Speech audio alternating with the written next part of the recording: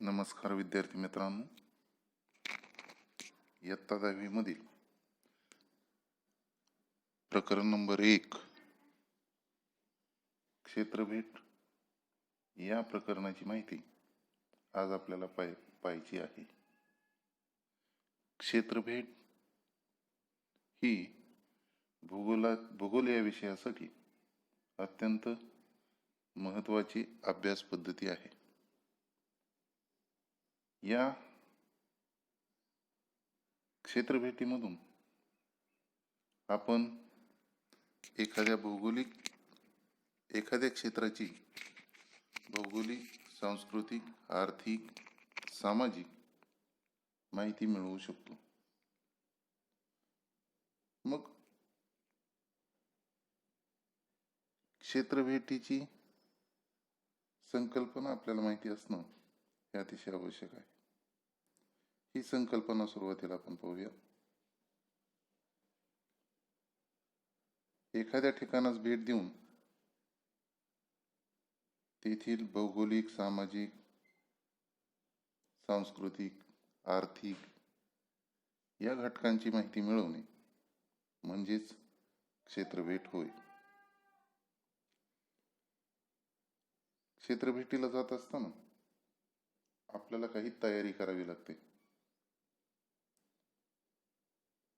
कोणती तयारी करायची क्षेत्रभेटीला जात असताना? तर त्यामध्ये मी तुम्हाला 5 मुद्दे सांगणार आहे. पहिला मुद्दा आहे क्षेत्रभेटीचे ठिकाण निश्चित करणे.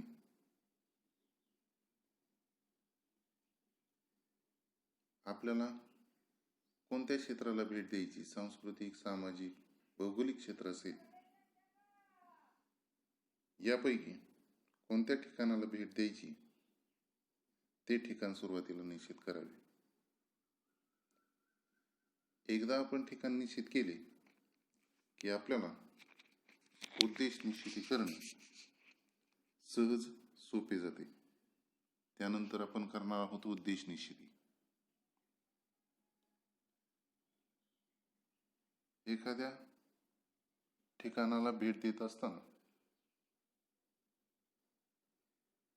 त्या ठिकाणी आपण जी भेट देणार आहोत ती भेट कोणत्या उद्देशाने देणार आहोत, तो उद्देश आपल्याला माहिती असणं हे आवश्यक आहे. त्यावरून आपल्याला तेथे गेल्यानंतर विविध घटक अभ्यासणे सहज सोपे जाते.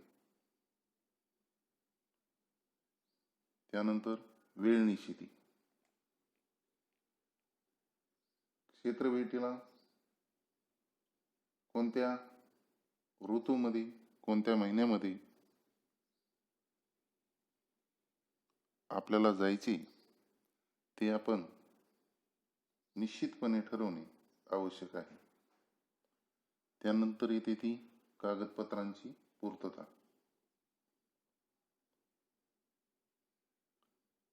क्षेत्रभेटीला जात असताना काही ठिकाणे असे असतात की ज्या ठिकाणी आपल्याला पूर्व परवानगी घेणे आवश्यक असते. ही पूर्व परवानगी आपण त्या संबंधित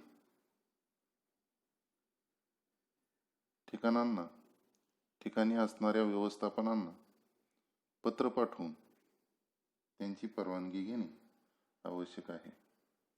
त्याचबरोबर क्षेत्रभेटीसाठी आवश्यक असणारे नकाशे हे सुद्धा संकलित करणे आवश्यक आहे.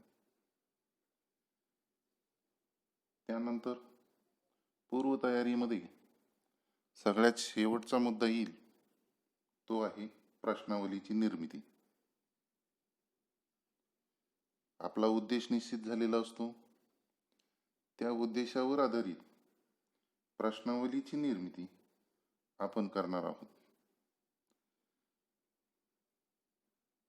प्रश्नावली तयार केल्यानंतर आपल्याला आपण जो घटक अभ्यासणार आहोत त्या घटकाची सविस्तरपणे माहिती गोळा करता येऊ शकते. उदाहरणार्थ, एखाद्या शेतकऱ्याकडून आपल्याला माहिती गोळा करायची, तर त्याची शेतजमीन कोणत्या पिकासाठी अनुकूल आहे, शेतातील पिकांची वेगवेगळ्या कारणांनी होणारी नासधूस होऊ नये यासाठी तो शेतकरी कोणती खबरदारी घेतो, शेतकरी जलसिंचनासाठी कोणत्या पद्धती वापरतो, कोणती पिकं घेतो, याविषयीची माहिती आपल्याला सहजगत्या घेता येईल. त्यानंतर पुढचा मुद्दा आहे क्षेत्रभेटीमधला, तो आहे क्षेत्रभेटीची आवश्यकता.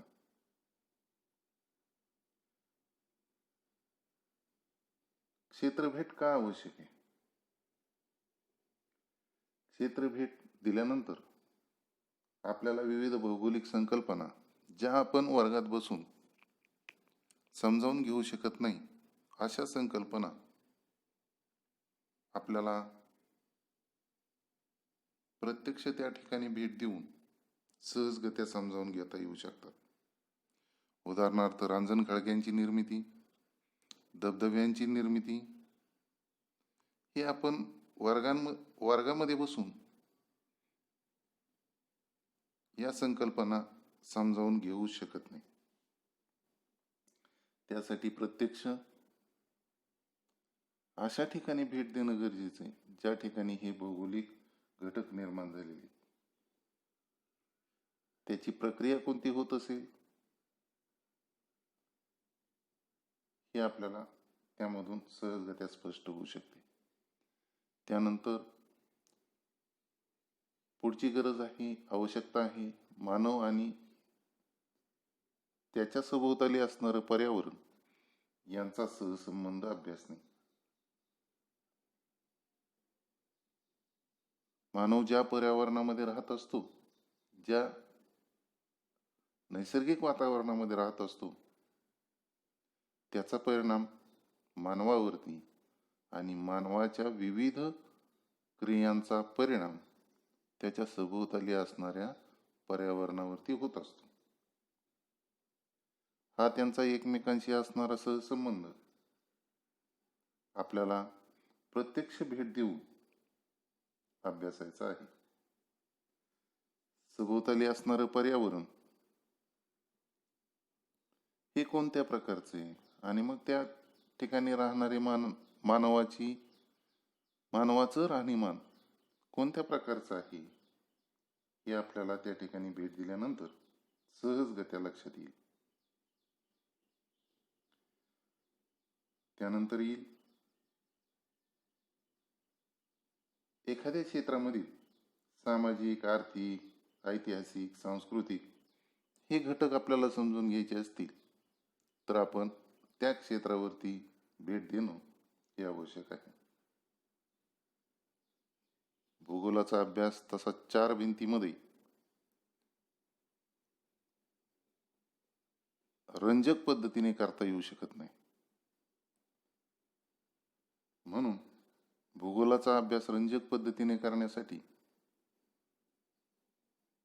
आपल्याला क्षेत्रभेटीला जाणं आवश्यक आहे, की ज्यामुळं आपण आपल्याला मिळालेलं ज्ञान हे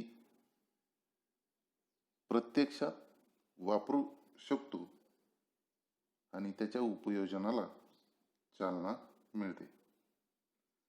त्यानंतर पुढचा मुद्दा येईल क्षेत्रभेटीसाठी आवश्यक साहित्य. कोणतं साहित्य आवश्यक आहे? मग क्षेत्रभेटीमध्ये त्यांचे उपयोग काय आहे हे आपल्याला या मुद्द्यामध्ये स्पष्ट करणं आवश्यक आहे. त्यामध्ये पहिला मुद्दा येईल नोंदवही. आपण ज्या क्षेत्राला भेट देणार आहोत त्या क्षेत्रामधील विविध नोंदी घेण्यासाठी या नोंदवहीचा उपयोग आपल्याला होणार आहे. त्यानंतर पेन, पेन्सिल, मोजपट्टी, कॅमेरा, विविध ठिकाणची, विविध भौगोलिक घटकांची, आर्थिक घटकांची, सामाजिक घटकांची छायाचित्रे काढण्यासाठी, फोटो काढण्यासाठी आपण कॅमेऱ्याचा उपयोग करणार आहोत. दुर्बीण, लांबचे घटक पाहण्यासाठी आपल्याला दुर्बिणीचा उपयोग होणार आहे. त्यानंतर दुसरा मुद्दा येईल यामधील होकायंत्र. आपण नवीन प्रदेशामध्ये जाणार आहे. त्या नवीन प्रदेशामध्ये गेल्यानंतर आपल्याला निश्चितच दिशेचं ज्ञान असत नाही. मग त्यासाठी त्या ठिकाणच्या दिशा निश्चितीकरणासाठी होकायंत्र आपल्याबरोबर असणे आवश्यक आहे. त्याचबरोबर त्या प्रदेशाचा सखोल अभ्यास करण्यासाठी नकाशे बरोबर असावे. पुढचा मुद्दा येईल नमुना प्रश्नावली. क्षेत्रभेटीच्या हेतूनुसार, उद्देशानुसार आपण प्रश्नावली तयार केलेली असते आणि या प्रश्नावलीच्या आधारे आपण त्या प्रदेशामधील विविध घटक समजावून घेत असतो. ही नमुना प्रश्नावली आपल्याबरोबर असणे आवश्यक आहे. त्यानंतर पुढचा मुद्दा येईल कागदी किंवा कापडी पिशवी किंवा बंद झाकणाचे डबे.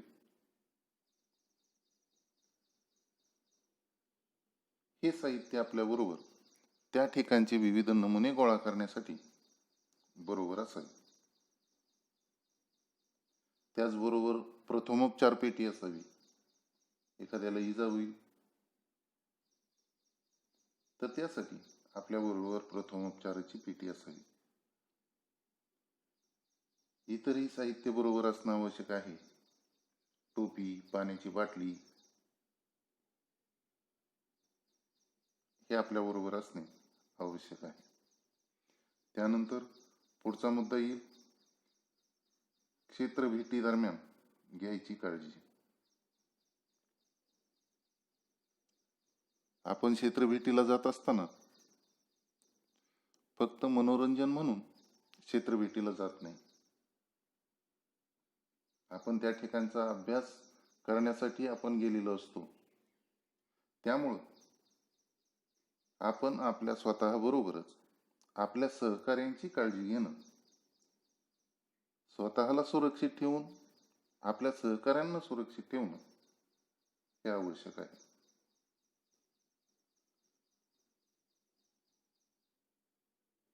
मग यामध्ये आपण स्वतःचं ओळखपत्र बरोबर ठेवावं. प्रदेश नवीन आहे आपल्याला. आपण एखाद्या प्रदेशामध्ये आपली वाट चुकण्याची शक्यता असते. त्या दृष्टिकोनातून आपल्या जवळ ओळखपत्र असावं, प्रथमोपचार पेटी असावी. त्यानंतर आपल्या सहकाऱ्यांची, शिक्षकांची, पालकांची फोन नंबर असावेत, त्यांची यादी बरोबर असावी. दुसरी काळजी घ्यायची ते म्हणजे शिक्षकांनी दिलेल्या सूचनांचे पालन. शिक्षक एखाद्या क्षेत्रभेटीला जात असताना तिथे कोणकोणती काळजी घ्यायची याची माहिती सांगत असतात. या शिक्षकांच्या सूचनेचे पालन करणे हे आवश्यक आहे. शिक्षकांना त्या प्रदेशाची माहिती आपल्यापेक्षा जास्त असते आणि त्यामुळे कोणत्या घटकापासून आपल्याला काळजी घ्यायची याविषयीची सूचना शिक्षक देणार आहे. त्यानंतर आपण त्या ठिकाणच्या स्थानिक लोकांकडून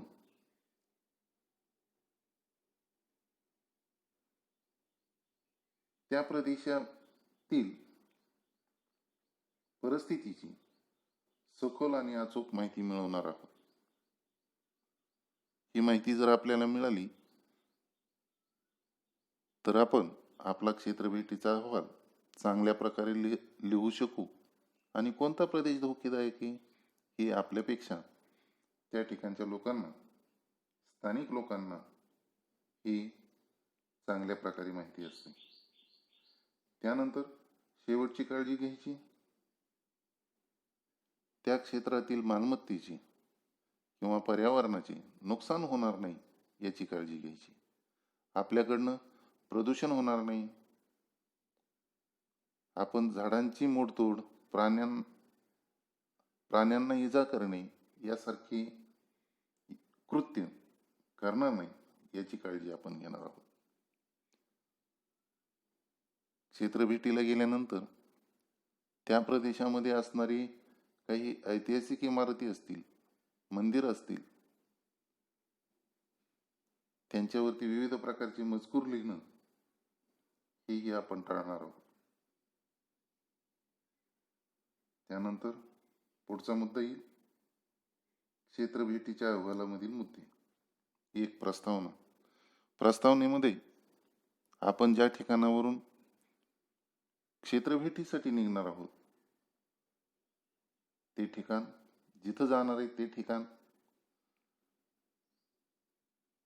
कोणत्या साधनांच्या साहाय्याने जाणार आहोत, किती अंतर आहे, वेळ किती लागेल,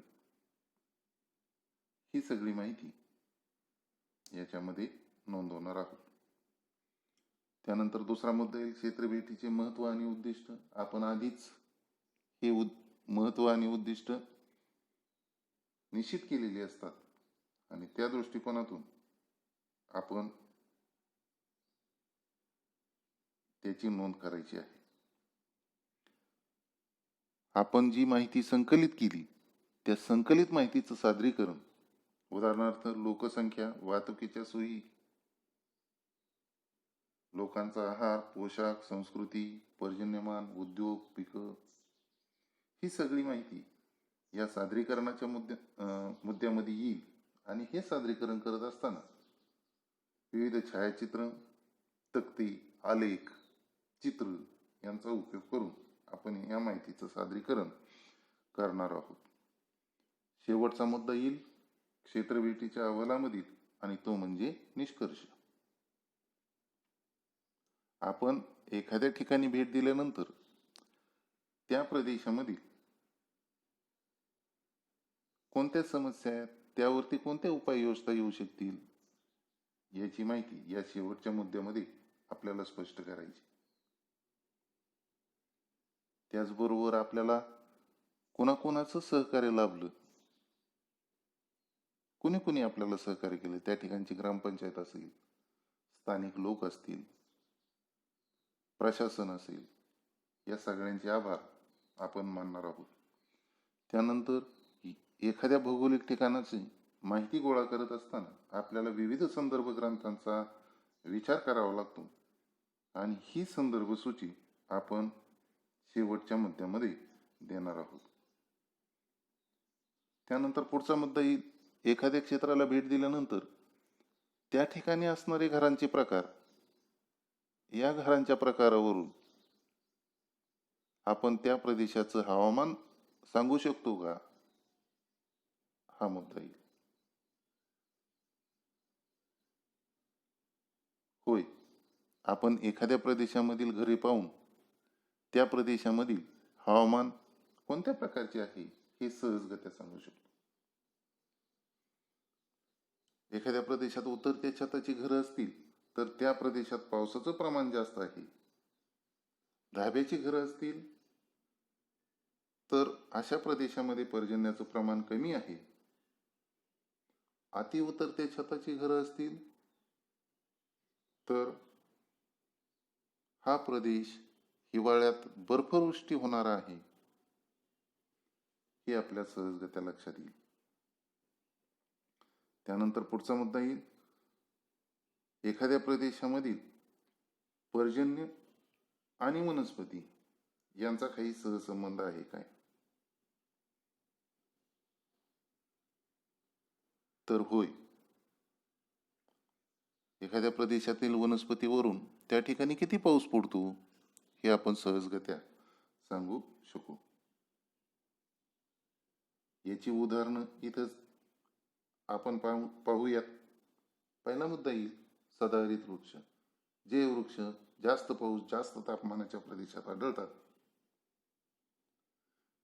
काटेरी वृक्ष जास्त तापमान आणि कमी पर्जन्याच्या प्रदेशामध्ये आढळतात.